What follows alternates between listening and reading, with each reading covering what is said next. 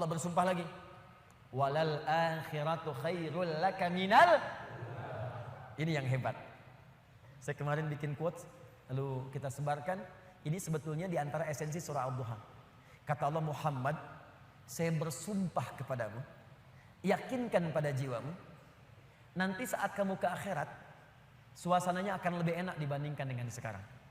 Akhirat itu lebih baik dari apa yang kamu rasakan sekarang di dunia. Maksudnya begini, kalau kamu sedang capek, kamu sedang ada musibah, kamu sedang lelah, sabar. Nanti kalau sudah pulang, semuanya akan hilang.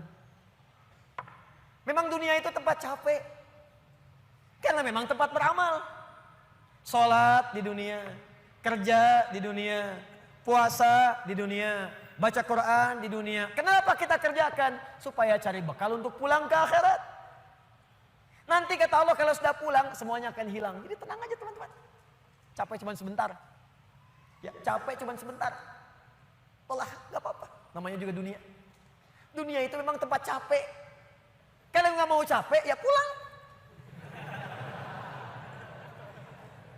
Dunia itu tempat capek. Dan kita memilih untuk hidup. Maka jalani itu, nikmati saja, kerjakan aja. Setiap kerja ada pahala, setiap kerja ada pahala, setiap sholat pahala, baca Quran pahala, niat mencari nafkah karena Allah pahala, merawat anak pahala, memberikan ASI pahala. Gak apa-apa, memang capek. Memang ya dunia sifatnya capek. Tobakan antobak, setiap tahapan tuh capek lagi, biasa. Supaya dapat bekal. Bukankah orang kerja dapat gaji? Dan enak kan kalau gajian? Dan kalau sudah dapat gaji, lupa kan 29 hari ke belakang? Anda itu bekerja, kerja, berangkat gelap, pulang gelap. Tapi kalau sudah dapat gaji, semua itu kan hilang lupanya. Pergi ke Lembang, ya, jalan sama keluarga. Ada yang ke Palembang, beli pempek. Ada yang ke Lembang, beli mak Lembang. Semuanya kayaknya hilang aja. Besoknya kerja lagi. Kata Allah, saya janjikan yang lebih dahsyat. Kamu sabar saat di dunia. Karena dunia memang tempatnya capek. Kamu cari bekal aja. Nanti saat pulang ke akhirat, saya berikan yang lebih indah dan gak akan pernah ada capek lagi. Sholat, udah gak ada lagi. Jadi jangan pernah bercita-cita, nanti di surga Firdaus saya tahajud lagi. Terlampau soleh. Udah gak ada. Baca Quran, gak ada lagi. Yang ada itu masuk surga dengan Qurannya. At-Tirmidzi, nomor hadis 2915. Dipakaikan di atasnya mahkota. Dipakaikan di badannya jubah kehormatan. Dipakaikan di tangannya gelang-gelang emas. Pakaiannya sutra. Quran surah ke-35 ayat ke-33. Jannatu adnin yadkhulunaha yuhallawna fiha min asawir, ya, min dhahabin wa lu'lu'a wa libasuhum fiha harir. Ahli Quran mau masuk ke surga pakai jubah, pakai mahkota, emas, sutra, semua naik. Apa yang terjadi? Dimintakan membaca Quran yang dia biasa bacakan saat di dunia. Jadi setiap dia baca, naik. Iqra wartaqi fa inna akhira qiraatika akhiru manzilatika. Baca Quran yang biasa engkau bacakan saat di dunia. Nanti akhir bacaanmu, di situ tempat tinggalmu di surga. Dan berita baiknya, dia bisa menggandeng bapaknya, ibunya, suaminya, istrinya, anak-anak, cucu ikut di belakang semua. Kalau mereka orang yang beriman dan soleh di hadapan Allah Subhanahu wa taala. Dipimpin oleh ahli Quran, naik ke surga. Dia bacakan sampai minal jinnati wan nas, puncak surga yang paling tinggi. Begitu nyampe di situ, dikunjungi oleh semua malaikat dari 8 pintu surga. Itu ada di Quran surah 13 ayat ke-24. Wal malaikatu yadkhuluna alaihim min kulli bab. Dan malaikat semua mengunjungi dia dari semua pintu, mengucapkan salam. Lihat kalimat pertamanya, salamun alaikum bima sabartum. Selamat ya, saat di dunia kamu sabar cari bekal. Sabar capek.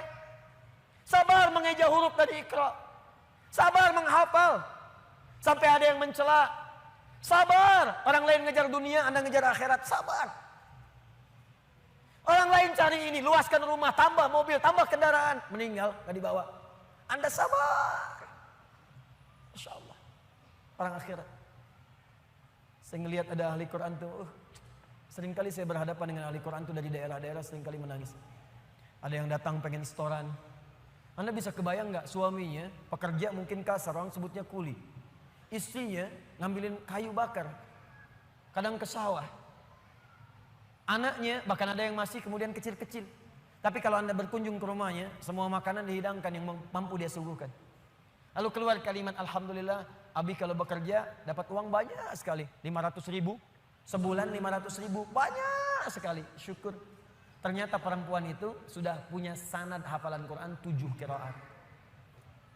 Lelakinya hafal Quran, anaknya hafid semua. Anaknya penghafal Quran semua. Anda ada di mana? Itu perlombaan, sabar, naik sampai ke atas. Jadi kalau sekarang sedang capek, nikmati, sabar. Besok kalau meninggal, nggak ada capek lagi. Dan panggilannya sudah tenang kita, karena kerja kita selesai. Mirip begini, ada berita besok gajian, tenang kan? Malam tidur enak kan?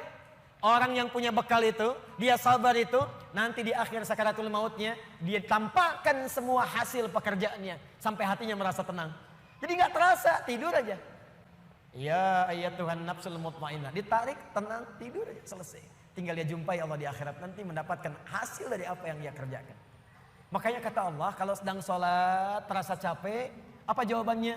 Sabar ya, walal akhiratu khairul laka minal ula. Nanti di akhirat gak ada tahajud lagi.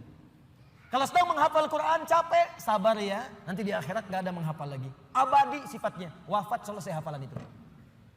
Kalau sedang kena musibah, sabar ya, sabar. Jalani dulu, zikir kepada Allah supaya dapat pahala. Nanti setelah meninggal gak ada masalah lagi, tenang. Nanti pulang selesai semua.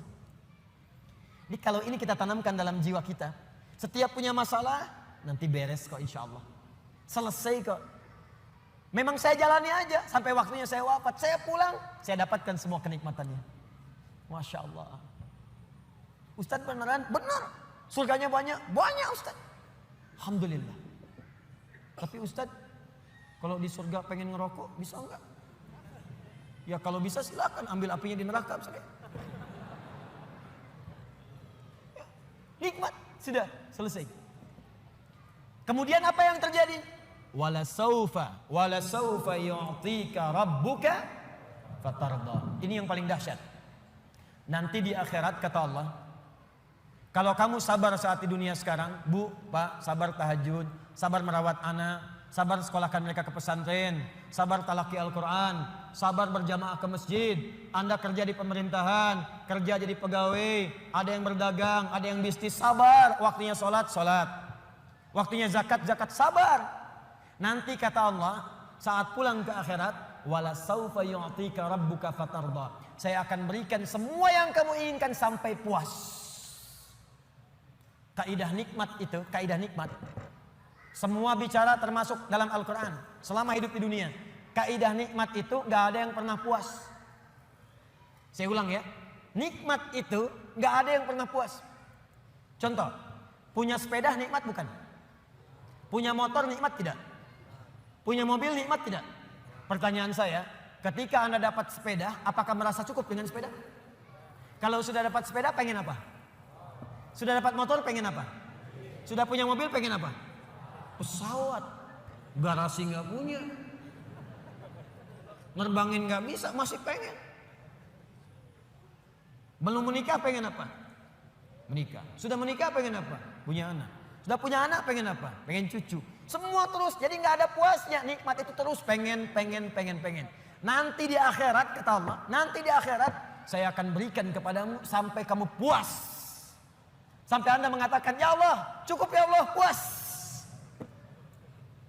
Sekarang mah pengen terus, pengen. Nanti puas ya Allah, cukup puas. Ini semuanya nikmat. Sampai selesai semua. Makanya bersabar, dunia sebentar. Sebentar mas, besok meninggal, selesai masalah. Mau besok meninggal? Susah. Sabar. Dan alhamdulillahnya nggak ada yang dikasih tahu kapan meninggal. Kalau diberitahu, bisa jadi kita pun nggak semangat. Sebentar lagi Anda akan meninggal. Jam 8:45 lewat kemudian 45 detik. Waduh, kajian udah bubar nggak pulang di masjid aja. Astagfirullah. Kenapa Pak? 2 menit lagi. Ini amalan nggak terencana. Ini karena kita nggak tahu kapan wafat, kita bisa merencanakan. Malam ini tahajud insya Allah jam sekian. Saya mau istighfar jam sekian. Besok subuh di masjid A, zuhur di masjid B. Punya rencana. Dan ketika merencanakan, niat muncul. Dan itu niat ketika muncul, pahala dituliskan. Bukankah innamal a'malu binniyat? Innamal a'malu binniyat. Jadi ketika niatnya itu sampai, pahala dituliskan. Ini panitia ini nggak akan dihisab, nggak akan diberikan pahala berdasarkan mic-nya bunyi atau putus. Tapi udah ada niat nih, yang penting ada niatnya, ada pahalanya. Masalah bunyi putus perjuangan saya di sini. Jelas ya? Baik, wala saufa yu'tika rabbuka fatarda. Jadi gini maksudnya, kalau sedang capek, sedang lelah, apalagi kemudian beban itu datang dari orang-orang terdekat. Teman sekantor tiba-tiba misalnya nampak mengkhianati, ada mencela, ada macam-macam. Ingat Allah, maka Anda akan lapang. Ingat Allah, maka tidak akan ada beban. Dan ingat semua itu akan berakhir ketika kita wafat. Kalau itu ada dalam diri kita, maka demi Allah saya katakan, beban itu seberat apapun akan ringan. Ingat itu baik-baik. Wala saufa yu'tika rabbuka fatarda. Alam yajidka yatiman fa'awa. Muhammad, coba ingat-ingat. Kamu sekarang gak usah merasakan beban berat. Bukankah dulu pun aku buktikan kepadamu saat engkau yatim, aku kirimkan orang-orang sekitaran untuk bisa memberikan perlindungan kepadamu. Lahir bapak tidak ada ibu.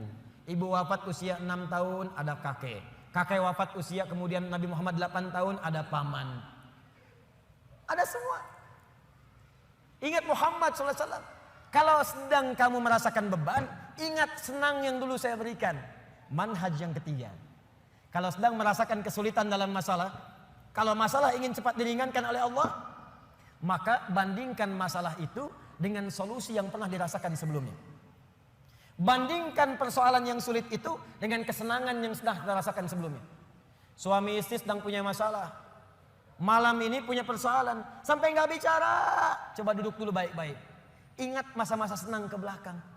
15 tahun berumah tangga. Masa mau dikalahkan dengan masalah di satu malam? Ingat banyak senangnya atau banyak dukanya. Banyak sukanya, banyak dukanya. Banyak nyamannya, banyak masalahnya. Coba timbang-timbang lagi. Mungkin dengan menghadirkan nostalgia kesenangan itu, yang ini akan terasa ringan. Ma, kenapa malam ini kita mesti cemberut ya? Bukankah kemarin-kemarin kita tertawa? Gara-gara bapak semuanya. Gak apa-apa mah, memang gara-gara papa. Papa terima. Tapi mungkin Allah titipkan keburukan di papa itu karena mama bisa menyempurnakan. Mungkin Allah pilih mama itu adalah mama yang bisa membimbing papa lebih baik.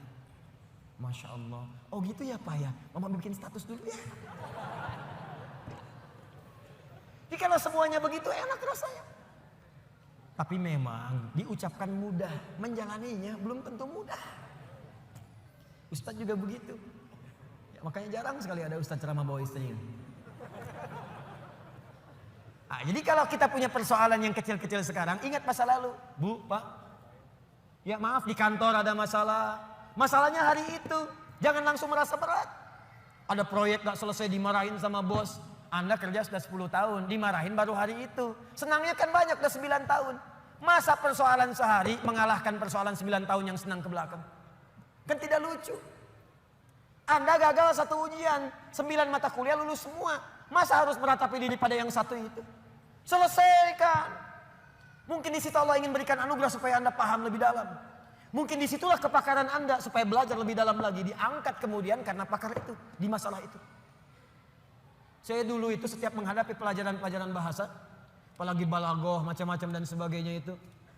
Di situ perasaan awal pertama sulit-sulit saya hadapi. Begitu dihadapi rupanya Allah menginginkan kita lebih fokus pada masalah itu. Seakan-akan itu seakan awalnya susah, ternyata ada nikmat di balik itu. Itulah poinnya teman-teman sekalian.